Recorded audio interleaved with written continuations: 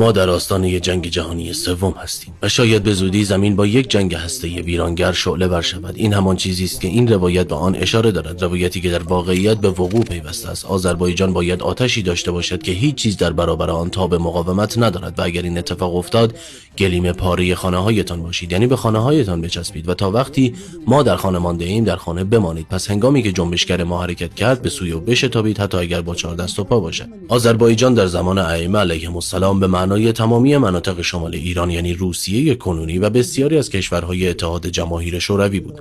آذربایجانی‌ها هزاران سال در آن سرزمین ساکن بودند و با آن کشور آذربایجان نام دادند که از 2 کلمه تشکیل شده است. آذر به معنای آتش و بایجان به معنای مکان، یا همانطور که آن را نگهبان آتش می‌نامند. در زمان ائمه چیزی به نام روسیه وجود نداشت، زیرا قبایل هون، آوار و گوت و دیگران چندین قرن پس از صدر اسلام به آنجا مهاجرت کردند و روسیه را بنیان گذاشتند. قبل از آن هیچ چیزی به نام روسیه وجود نداشت. بنابراین هنگامی که این روایت از جنگ عظیمی در این منطقه سخن میگوید و آن را به آذربایجان نسبت میدهد، منظور آن روسیه کنونی است. این روایت اکنون بر جنگ روسیه منطبق است. ائمه در مورد آن جنگ میگویند که پایان نمیپذیرد یا هیچ چیز در برابر آن تاب مقاومت ندارد، یعنی پایان آن یک فاجعه بزرگ خواهد بود که باعث نابودی روی زمین می شود.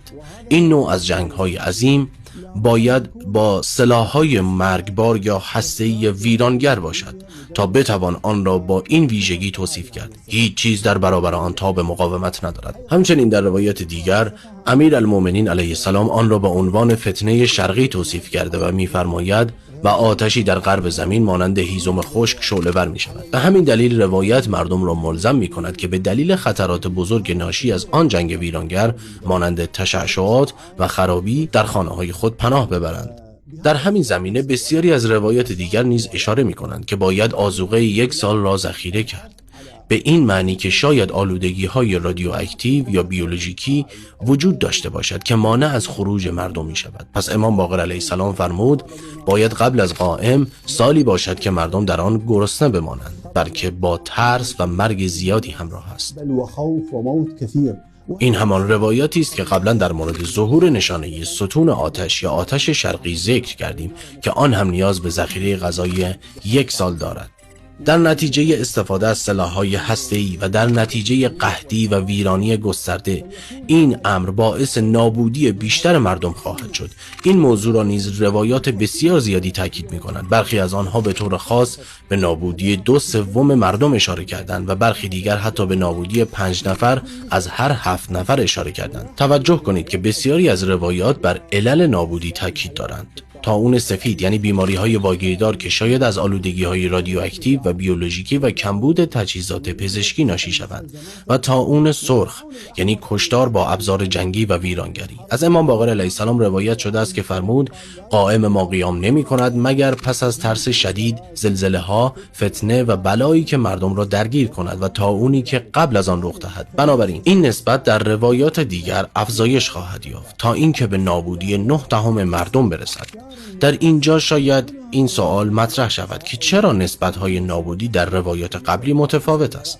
حقیقت این است که نابودی به تدریج اتفاق می‌افتد. مثلا در ابتدا 40 یا 30% به دلیل انفجارهای هسته‌ای از بین می‌روند. سپس پس از 1 ماه شاید 2/3 به دلیل تشعشعات و فجایع و آسیب‌ها و کمبود تجهیزات پزشکی و بهداشتی مانند درمان از بین بروند. این نسبت نابودی پس از چند ماه افزایش می‌یابد تا به 90% برسد، یعنی به دلیل وخامت اوضاع، گرسنگی و کمبود منابع. به روایت برگردیم. از طریق متن متوجه می‌شویم که امام مهدی علیه السلام در طول آن حوادث وحشتناک موجود و ظاهره، اما به دلیل وضعیت دشوار ناگزیر قادر به حرکت نیست.